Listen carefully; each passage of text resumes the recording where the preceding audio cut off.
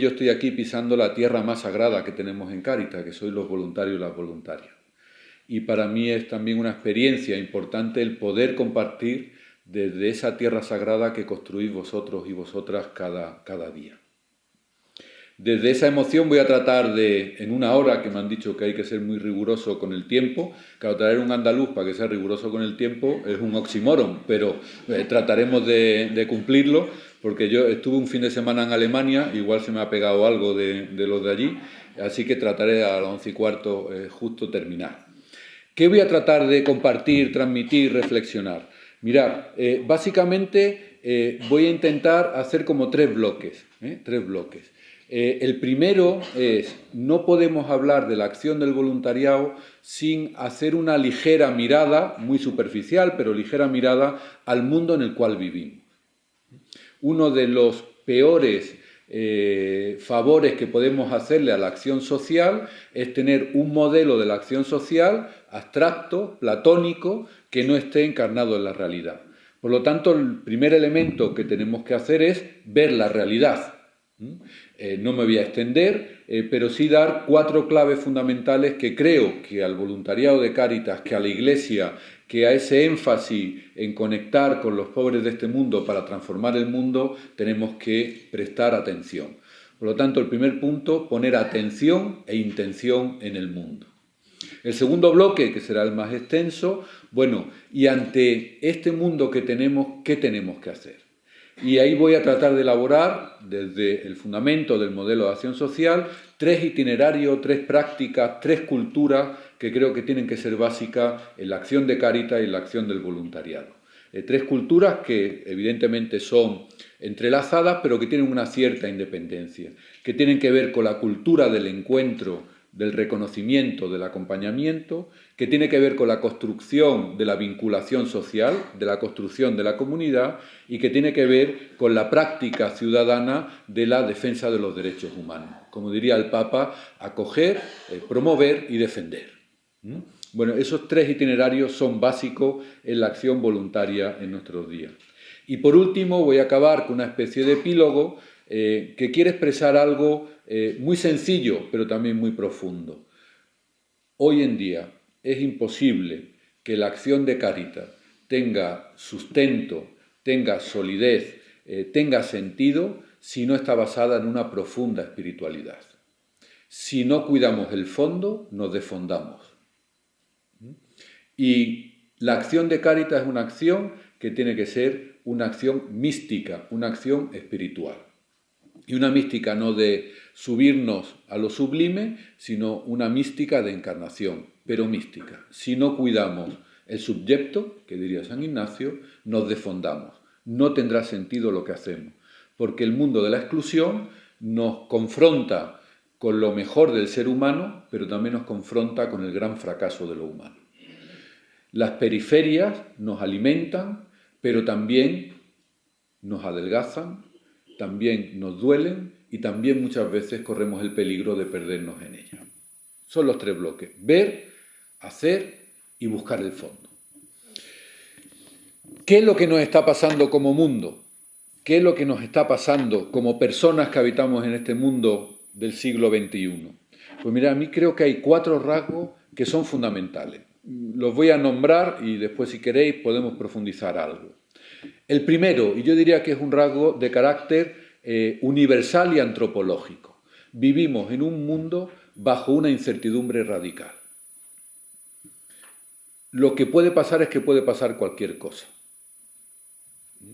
Vivimos en un mundo no previsible, en lo social, en lo político, en lo ecológico, en lo cultural, en lo religioso. Si miramos los últimos 6-7 años de nuestro mundo, no nos hubiéramos imaginado muchas de las cosas que han pasado. No nos hubiéramos imaginado una crisis tan profunda como hemos vivido.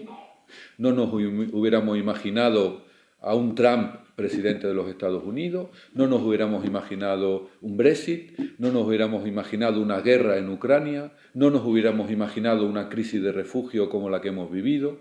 No nos hubiéramos imaginado un papa argentino. Estamos en un mundo que no solo hay muchos cambios, sino que estamos en un mundo que está cambiando profundamente. Creo que hay un graffiti que yo leí en Quito, pero que ha aparecido en muchos sitios, que me parece que habla de la condición humana en la actualidad. Y el graffiti decía lo siguiente: cuando conocíamos las respuestas, nos cambiaron las preguntas. Pues que no han cambiado las preguntas. Y también a la acción social, y también a la Iglesia, y también al creyente. De forma que muchas veces, como Iglesia y como Cáritas, tenemos un diccionario de respuestas absolutamente perfectas a preguntas de nadie. Tenemos nuestros grandes catecismos, pongo entre comillas catecismo, no me refiero al catecismo en el sentido estricto, donde tenemos un montón de respuestas a preguntas que ya nadie hace. Y eso nos pasa también en Cáritas. Nos seguimos preguntando por el asistencialismo, nos seguimos preguntando por los pobres. Igual ya no son las preguntas que tocan. Igual tenemos que hacer un cambio de nivel. Bueno, pues primer rasgo, esa incertidumbre que nos hace habitar en un contexto que se nos mueve el suelo que pisamos o que pisábamos con cierta certidumbre. La certidumbre en el sentido antropológico de lo humano han acabado. Y no me estoy refiriendo a la posverdad, ni me estoy refiriendo a otro tipo de idea, me estoy refiriendo a la condición humana a la hora de tomar decisiones en un contexto de incertidumbre.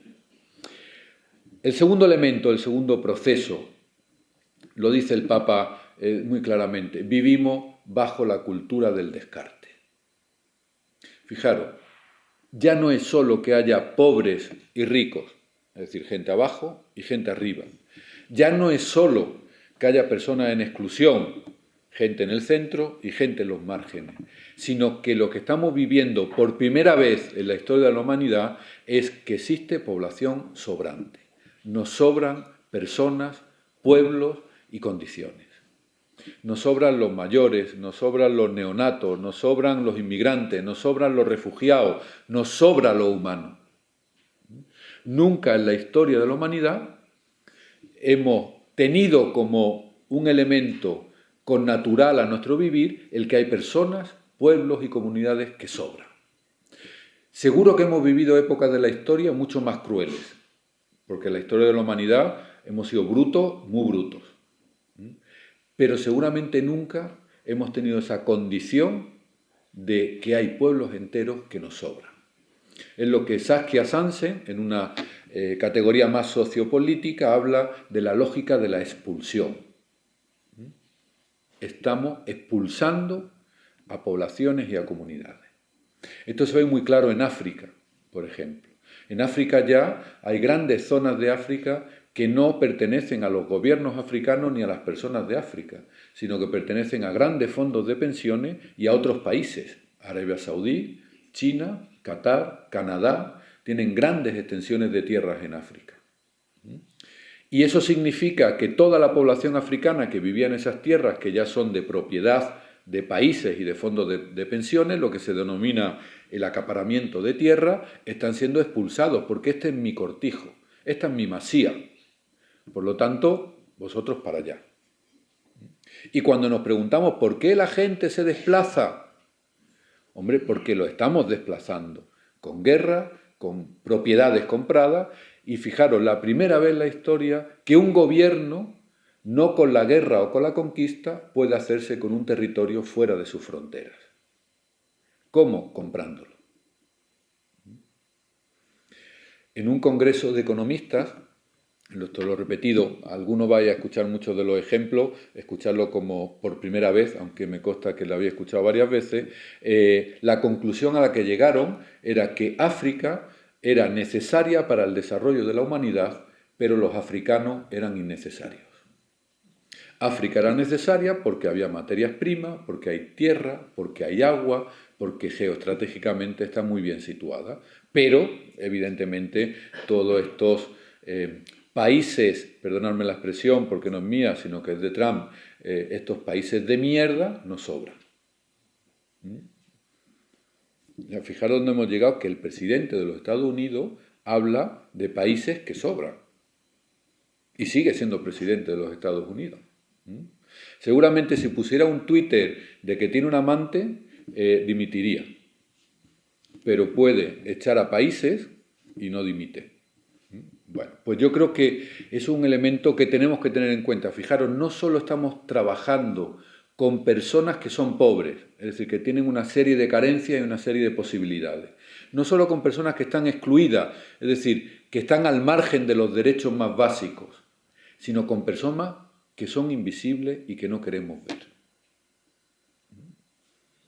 Y eso significa situarse en otro nivel de intervención. Ya no solo se trata de coger a alguien que tenga una serie de carencias y una serie de potencialidades para tratar de que no sea pobre, sino que se trata de coger a alguien que está fuera del tablero de parchís e intentar que forme parte del juego del parchís del cual jugamos todos. Bueno, pues segundo elemento. En este contexto de incertidumbre nos encontramos con la lógica del descarte. Hay personas que nos sobran. Tercer elemento. ¿Y por qué existe esta lógica del descarte? También lo dice el Papa Francisco con mucha contundencia, porque estamos alimentando la cultura de la indiferencia. Eso que a mí me gusta llamar, con Hannah Arendt, la banalización del mal, la naturalización del sufrimiento humano inocente. Lo que pasa, o lo que nos pasa, es que nos parecen normal absolutas atrocidades y barbaridades. Nos parece normal que se construyan vallas. Nos parece normal que expulsemos a los inmigrantes. Nos parece normal que no tengan derecho las personas más excluidas. Lo argumentamos como un hecho de realismo, de pragmatismo. En una radio me hicieron una entrevista y hablando del tema de inmigración me dijeron en un momento determinado, dice, bueno, pues usted lo que dice está muy bien, pero usted es un buenista. Buenista es esa palabra que se utiliza que viene a decir algo así como eres una persona de buena voluntad pero un poco tonto. Eso es la palabra buenista, ¿no?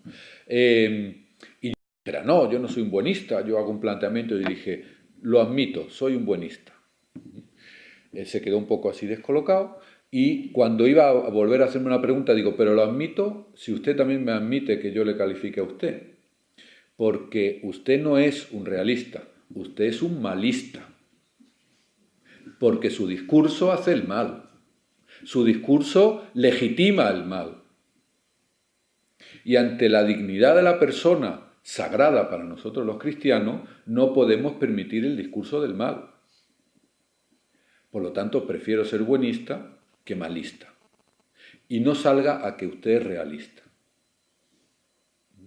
Bueno, pues tenemos ese problema, fijaros, ese problema que nos hace preguntarnos, en la actualidad, el problema, como en otros momentos, no está en que haya gente muy mala, que la hay gente con rabo y con cuerno, claro que la hay, como siempre lo ha habido en la historia de la humanidad. El problema es que los buenos acabamos legitimando el mal, acabamos construyendo lógicas que generan crueldad, desde argumentos razonables y de defensa. Muchas veces cuando he estado en encuentros de voluntarios, cuando a la salida pues nos tomamos un café y empiezo a escuchar conversaciones, claro, a mí no me lo dicen, pero conversaciones un poco alrededor, que no está muy bien lo que ha dicho Seba, qué bonito lo que ha dicho Seba, pero esto de los inmigrantes, bueno, es que tampoco tiene razón, porque los inmigrantes, es que tampoco se les puede permitir todo, porque es que claro, es que vienen y al final nos quitan voluntarios de Cáritas, Es decir, que no estamos hablando de malos malísimos, estamos hablando de que los buenos, que estamos aquí, ¿cómo serán los malos? Los buenos, que son los que estamos aquí, somos los que estamos muchas veces legitimando discursos que generan exclusión, expulsión y sufrimiento. Porque somos parte de la cultura en la cual vivimos. Somos parte del mundo en el que vivimos. Somos menos distantes del mundo que decimos criticar de lo que nos creemos. Y por eso es importante estar atento a estas lógicas que muchas veces son, como diría San Ignacio también, bajo capa de bien. Se nos meten bajo capa de bien, de defensa de mantenimiento del estado de bienestar, de una lógica de mantener la cultura. Cuidado, esa banalización del mal. Como dijo Adorno ante el Holocausto, lo peor del Holocausto no han sido los malos, sino han sido los monstruos normales, es decir, las personas de la calle que se han convertido en monstruos cerrando los ojos a lo que allí pasó.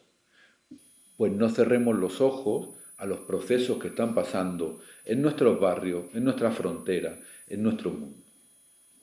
Y por último, bueno, pues yo creo que también estamos viviendo un proceso, especialmente en el mundo occidental, no en otros mundos, que es lo que yo llamo, estamos construyendo una sociedad sin adentros, una sociedad sin fondo, una sociedad sin espiritualidad, una sociedad superficial. Y una sociedad superficial porque al final nos quedamos en elementos muy superficiales. ¿A cuántos pobres he atendido? Yo he atendido más que la parroquia de enfrente. Yo lo hago mejor que los de Cruz Roja. Nos quedamos en esa superficialidad y no vamos al fondo, que es el encuentro con las personas que acompañamos. Y un elemento de superficialidad que también va muy acompañada por la vivencia del tiempo que tenemos. El Papa en la Laudato Si mete un término así muy de Buenos Aires, muy de allá, que es el término rapidación. Estamos bajo el efecto de la rapidación. Es decir, vivimos todo rápido, con lo cual no vivimos nada.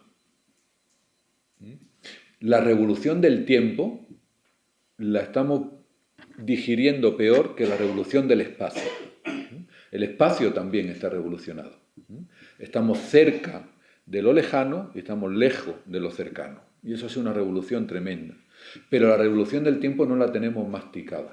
¿Qué significa este tiempo acelerado o este tiempo vacío para construir historia?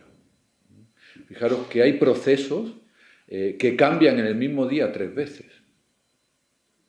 ¿Y qué os voy a contar a vosotros aquí en Cataluña, ¿no? Es decir, lo que por la mañana es la verdad, por la tarde ya se ha desmontado. Y han pasado 12 horas.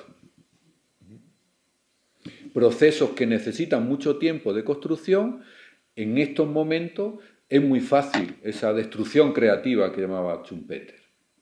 Y eso nos pasa factura en el mundo de los adentros, en el mundo espiritual, en el mundo del corazón. Estamos personal y familiarmente gestionando un tiempo que no es humano y no nos permite encontrarnos con lo humano. Por lo tanto, no podemos acceder a lo divino, que es la única forma que tenemos de acceder siendo humanos. Bueno, estos 4 elementos así de carácter muy puntual, esta incertidumbre, se nos han caído las grandes certidumbres sociales y culturales que teníamos, esta lógica de la expulsión, del descarte, esta cultura de la indiferencia y esta sociedad sin adentros. En este contexto tan general es de donde tiene que surgir la acción social de Cáritas, la acción social de la Iglesia, la acción social del voluntariado y de las personas que estamos en Cáritas. Y con esos 3 itinerarios que he mencionado. Y el primero, yo diría, y el principio y fundamento, refiriéndome también a los ejercicios, principio y fundamento de la acción social de Cáritas es el otro, es la persona, la centralidad de la persona. No hay acción social de Cáritas sin un encuentro afectante con la persona con la cual iniciamos un camino de acompañamiento. La Iglesia Cáritas no es un centro de ideología, un centro de formación, un centro de construcción de realidades sociales al margen del encuentro con la persona. Ese es el único comienzo de la acción caritativa de la Iglesia.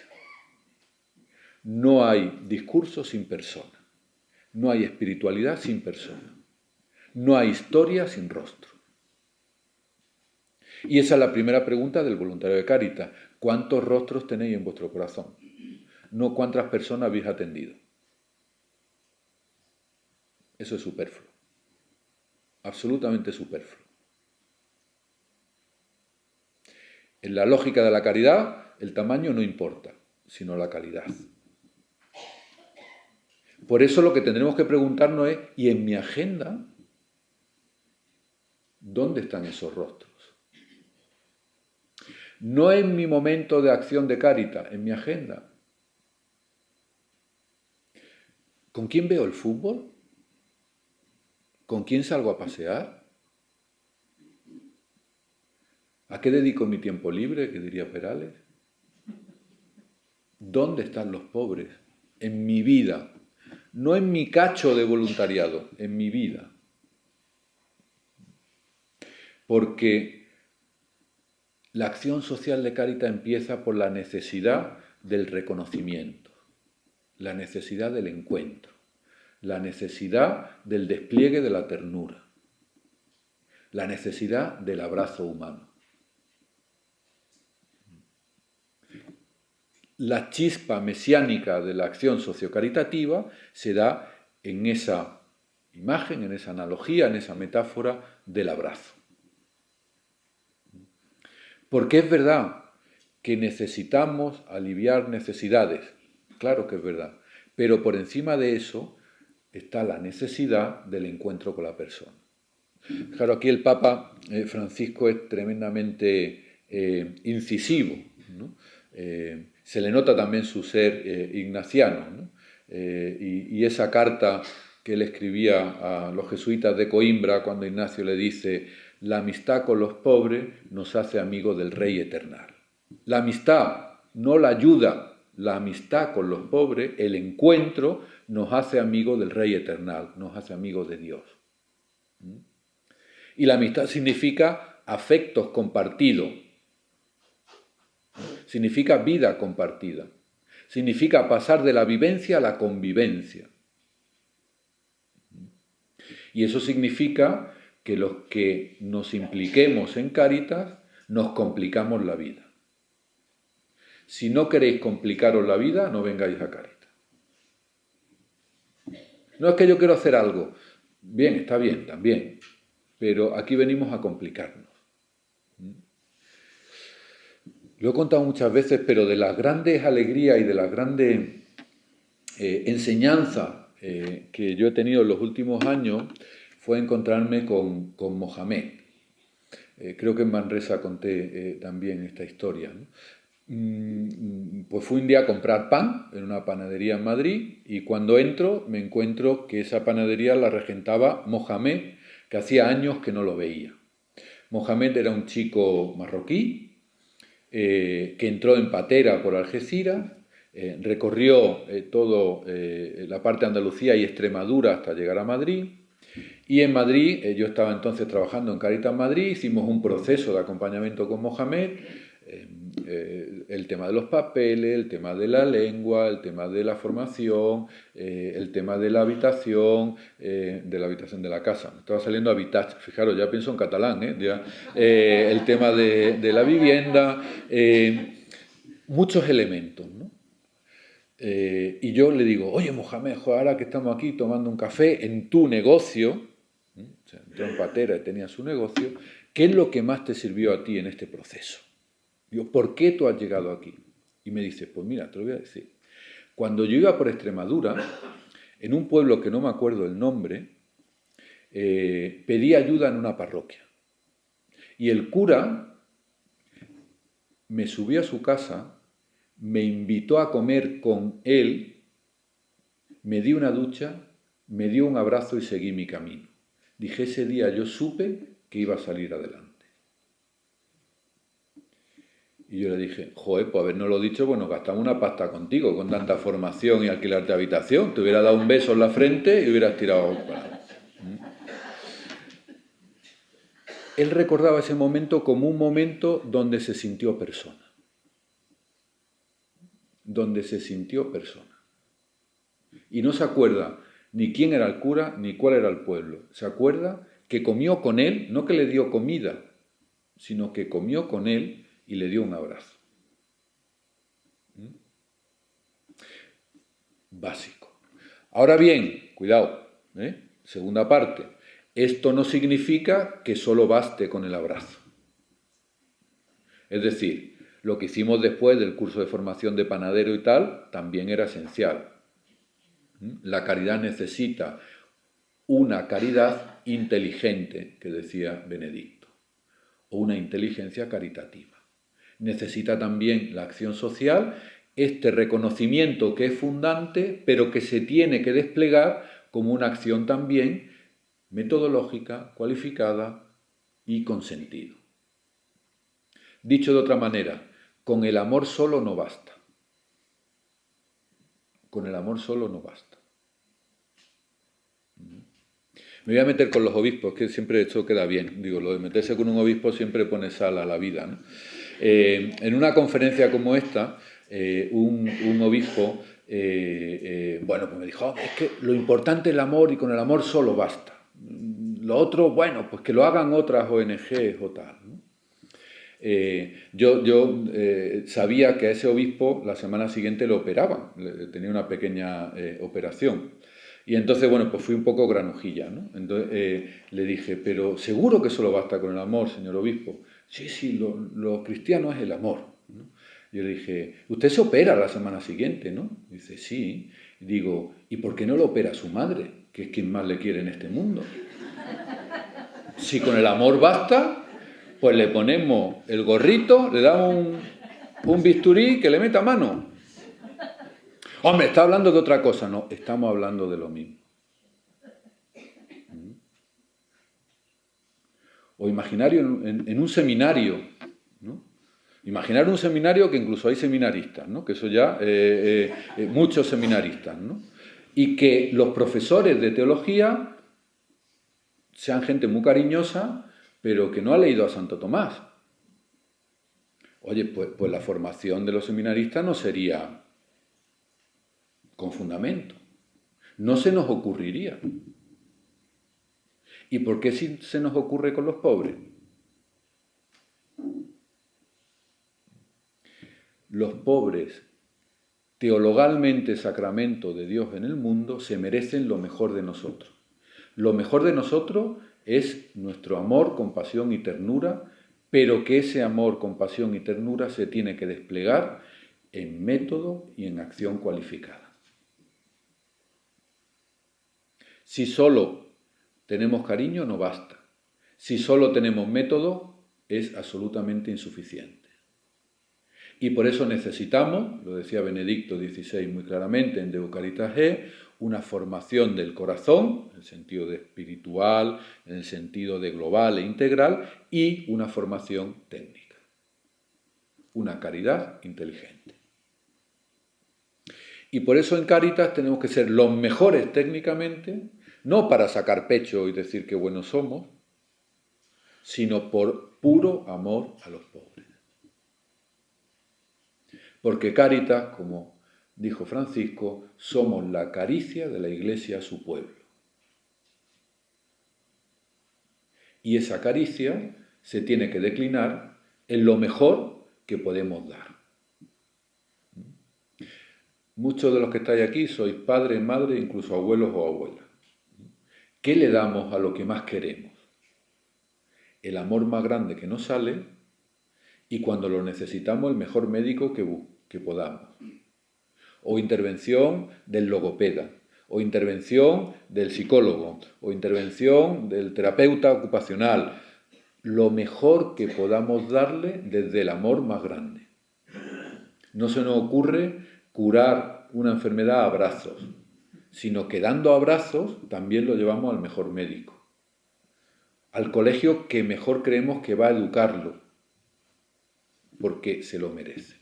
Pues primer elemento, es decir, y aquí podemos extendernos todo lo que queramos, pero la acción sociocaritativa empieza por el encuentro afectante con el otro, que pasa a formar parte de nuestra vida y se despliega como acción cualificada que busca los recursos, los métodos y los modelos que mejor le pueden venir para las necesidades y potencialidades que esa persona tiene.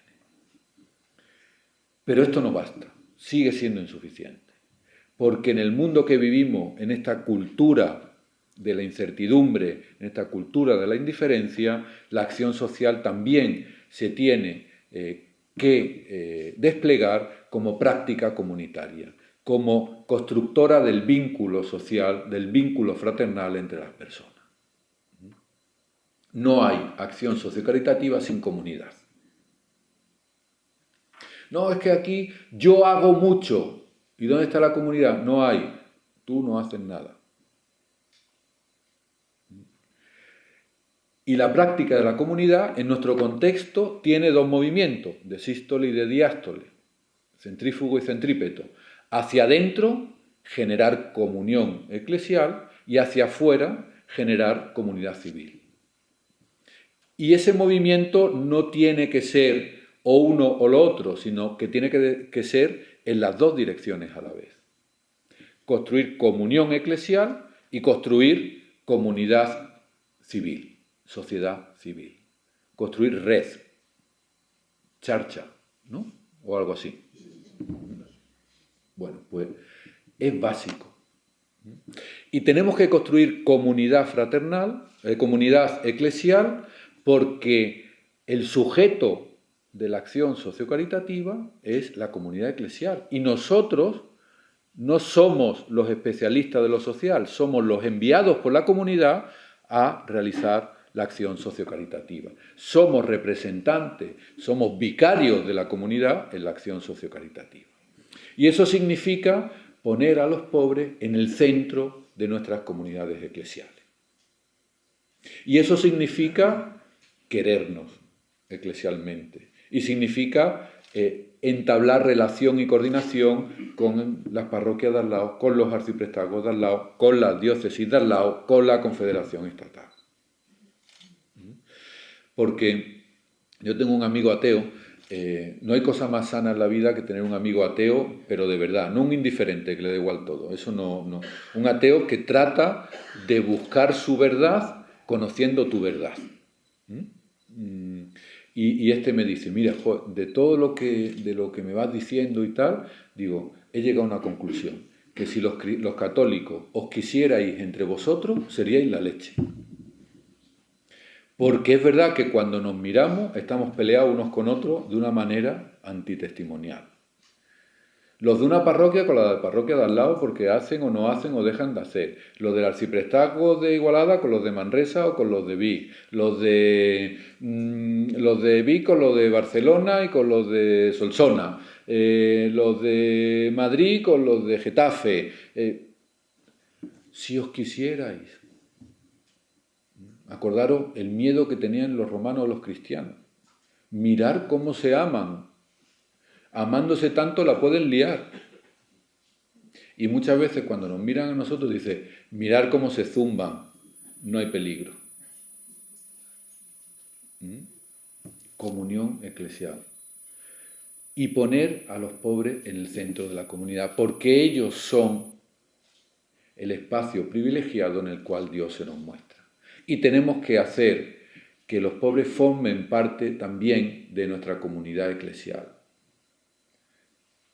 Guarda un silencio, ahora todo el mundo está pensando, o sea, que hay que bautizarlos a todos. No.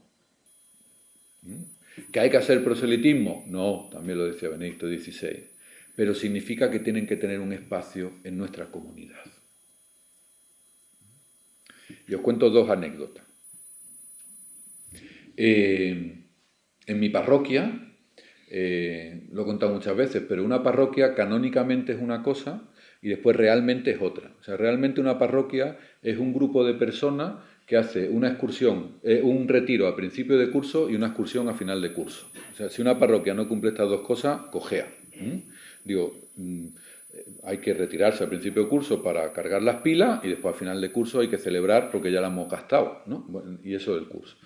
Cuando llega el momento de la excursión, pues se plantea, hablo de mi parroquia, ¿quién viene a la excursión? Y dice el párroco, los de la parroquia. Ah, muy bien. Entonces digo yo, vale, pues invitamos a la gente de Cáritas. Bueno, a los voluntarios y voluntarias, ¿no? Digo, no, a las personas que estamos acogiendo aquí en la parroquia. Bueno, pero es que esos son los pobres. Ya, pero forman parte de la parroquia.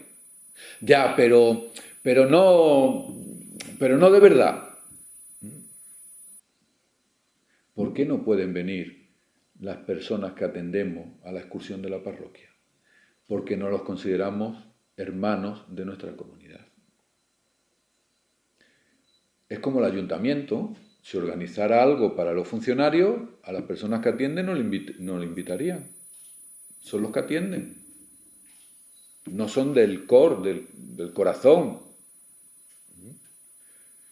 Bueno, pues al final muchas veces atendemos a las personas empobrecidas, pero dándole la distancia de que no forman parte de nuestro núcleo vital y comunitario.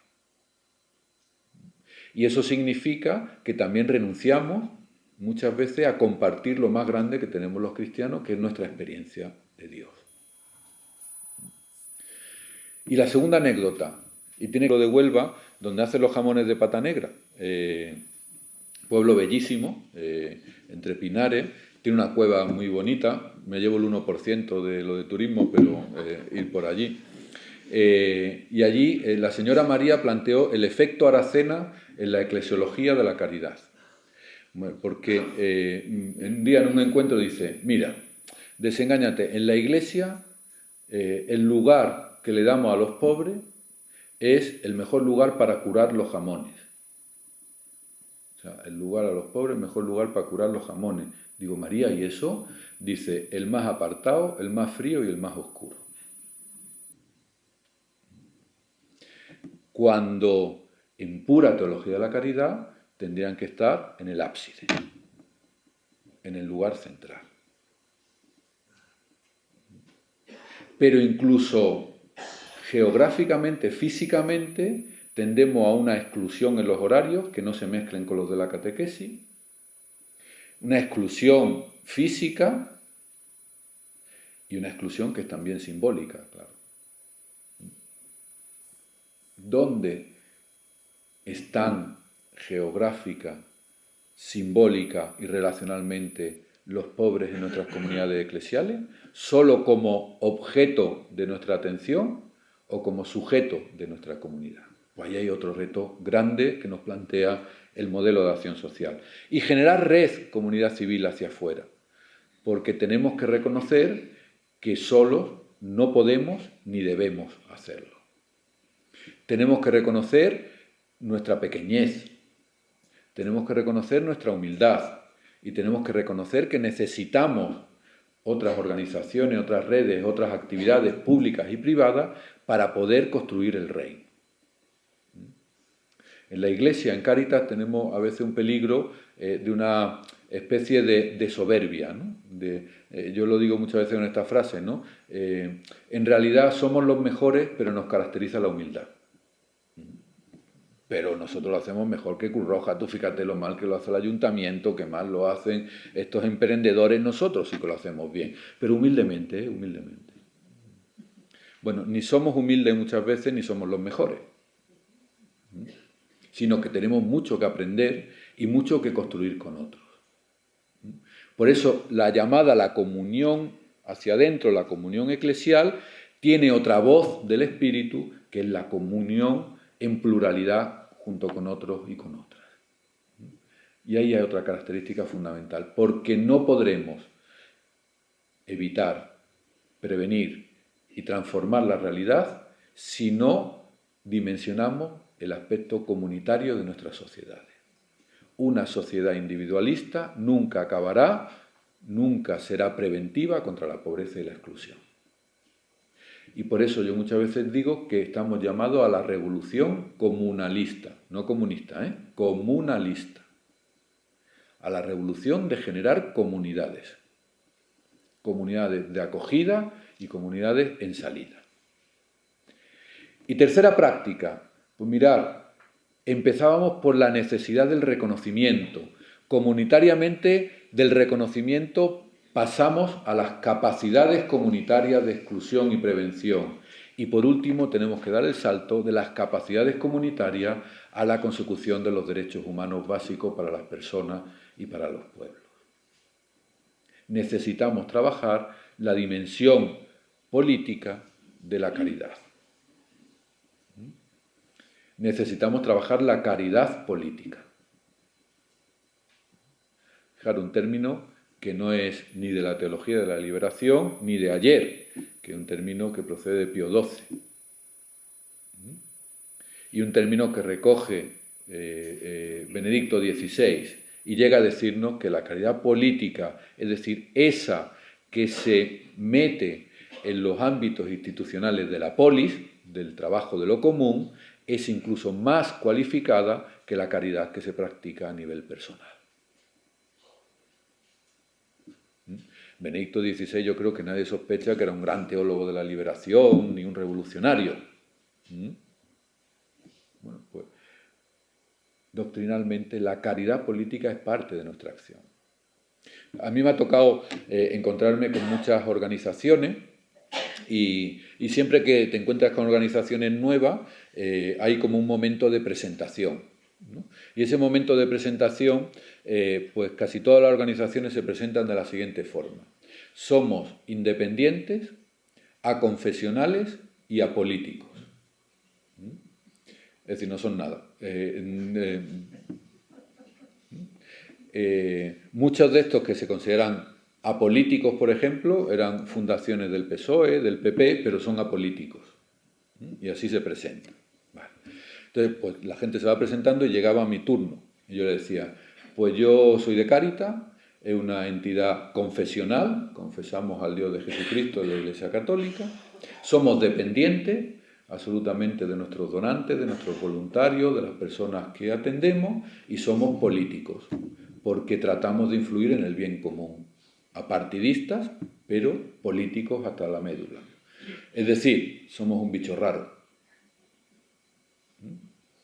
Somos la Iglesia en el mundo que se presenta desde su experiencia y verdad, tratando de construir el bien común, dependiendo de quién, de nuestras manos y de nuestros corazones. Un bicho raro. Y por eso necesitamos trabajar en pos del bien común en esta sociedad plural y compleja en la cual nos ha tocado vivir.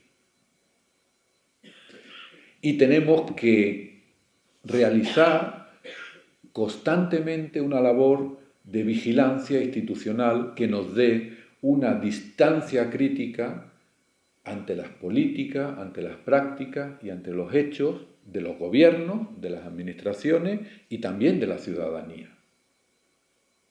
Hacer crítica política no es criticar a los gobernantes solo, es también criticar a las sociedades donde esos gobernantes ejercen su gobierno, porque muchas veces son más criticables las prácticas de los ciudadanos que incluso las políticas que gestionan los gobiernos.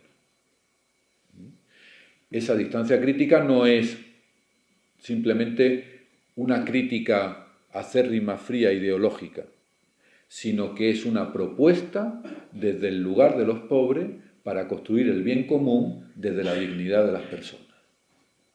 Y eso le da la ternura y le da el contenido y el sentido y la pragmática que necesita siempre esa distancia crítica. Y eso nos llevará también, a veces, a gestionar, participar, colaborar o incluso liderar hechos de movilización social.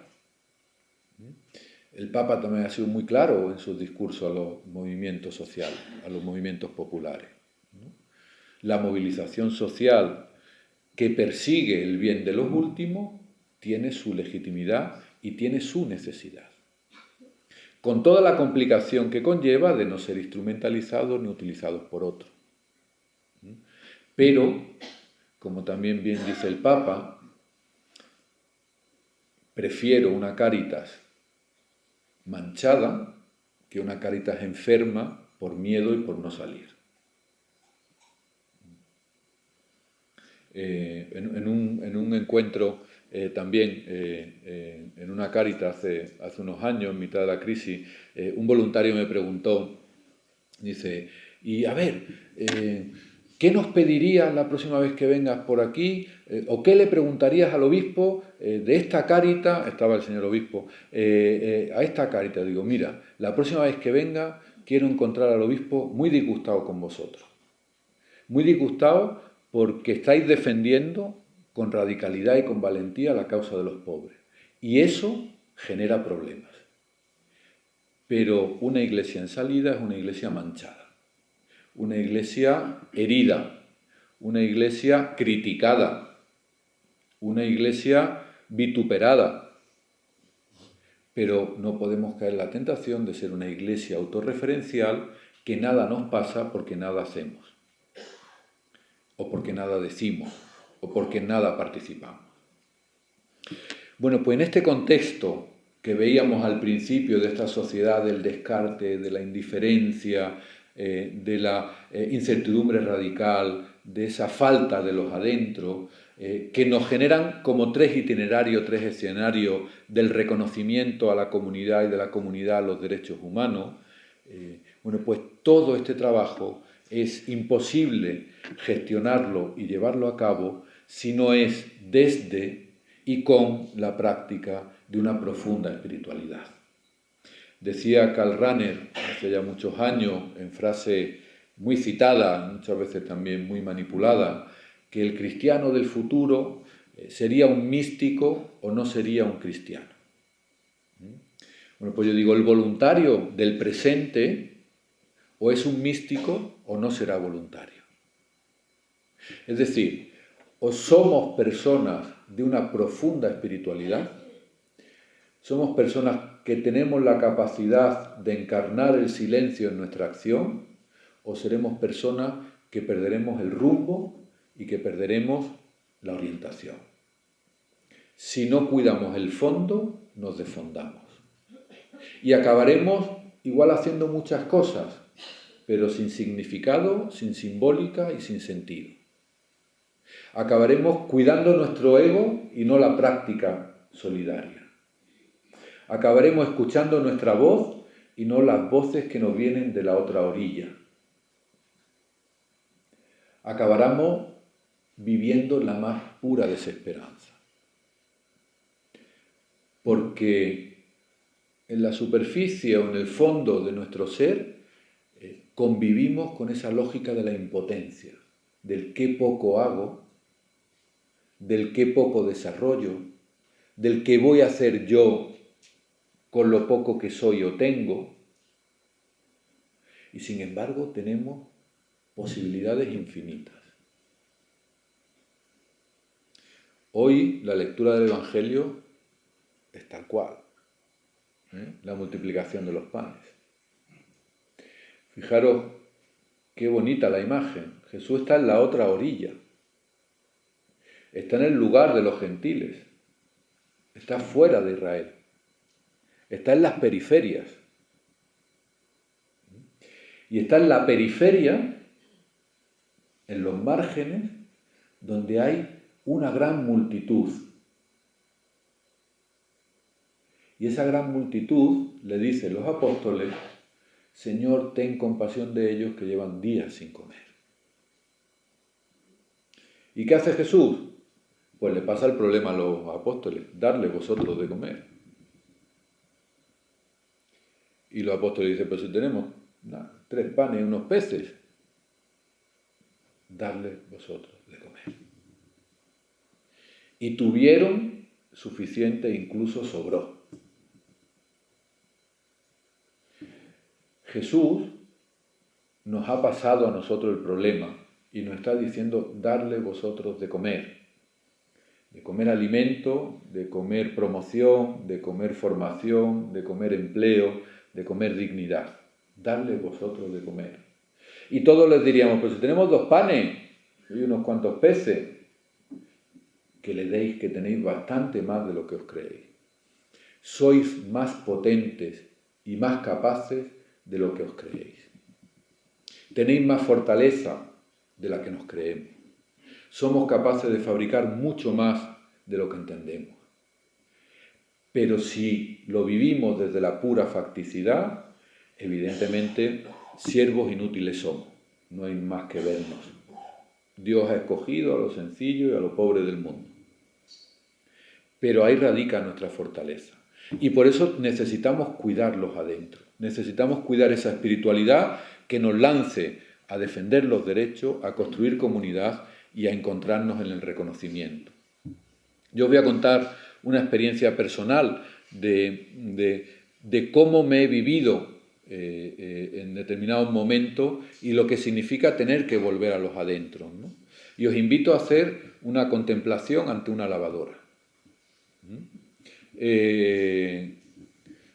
Espero que todos sepáis poner una lavadora y la pongáis habitualmente, especialmente los señores mayores de 50. Si no, yo los cuento, disimular, no digáis que no lo hacéis, ¿vale? Está prohibido. Pero la lavadora, cuando se pone, pues está un ratito que hace pum, pum, y después al final ya hace... Eso se llama centrifugado, ¿vale? Bueno, pues bajé un día a recoger la ropa para tenderla y cuando llegué la lavadora estaba centrifugando. Me senté a esperar un momento que terminara y fue para mí un reflejo de lo que muchas veces somos en Cáritas o de lo que podemos caer en Cáritas. Y es que cuando la lavadora centrifuga da vuelta a mucha velocidad, pero no se mueve del sitio. Es verdad, cuando se ponen viejecitas dan algunos saltitos, pero las recién compradas se quedan quietas. Bueno, en Cáritas nos pasa muchas veces eso, en la iglesia nos pasa muchas veces eso. Hacemos un montón de cosas sin movernos del mismo sitio. Ni cambiamos nosotros, ni cambiamos lo que hacemos, sino que repetimos eternamente lo mismo, cada vez más y a más velocidad. Que he hecho 1000 cosas, que he cambiado nada. ¿Y tú que has cambiado nada? He dado vueltas. ¿Qué pasa cuando da vuelta a mucha velocidad la lavadora? Pues mirad que la ropa se pega a la superficie. Cuanto más rápida damos la vuelta, más superficiales nos volvemos. Nuestra acción caritativa, que nos debía de llevar al encuentro con el Dios de los pobres, al final nos lleva a quedarnos en la superficie de lo que hacemos sin encontrar el sentido de nuestra acción. Y cuanto más cosas hacemos, más vacío, más superficial. Y cuando está ya en su momento de exactación centrífuga, la lavadora, miras al centro y ves que el centro está vacío. El hondón del alma se vacía por la acción acelerada, reiterada y constante que hacemos. Cuanto más hacemos, más nos vaciamos. Y por eso necesitamos ese momento de parar, de buscar esa contemplación en la acción, de hacer como Moisés, cuando ante la zarza ardiendo se descalzó porque estaba en territorio sagrado. Y para nosotros los pobres son territorio sagrado. Y necesitamos esa mirada contemplativa que descubra al Dios de Jesús tras el rostro de los pobres. Y eso significa cuidado, significa acompañamiento y significa saber ponernos las gafas de la mirada de Jesús. Y por eso, en este mundo incierto, en este mundo áspero que nos toca vivir, necesitamos cuidar el fondo para poder cambiar la forma. Esta forma de expulsión y de denuncia. Y ese fondo solo lo cuidaremos sabiendo ocupar el lugar que tenemos que ocupar como cristianos. Y ese lugar siempre será a los pies de la cruz, con los ojos fijos en el crucificado, con la Virgen a nuestro lado, abrazando a todos los crucificados de la tierra. Desde ahí el fondo llega, los derechos llegan, la comunidad se construye y el rostro aparece. Muchas gracias.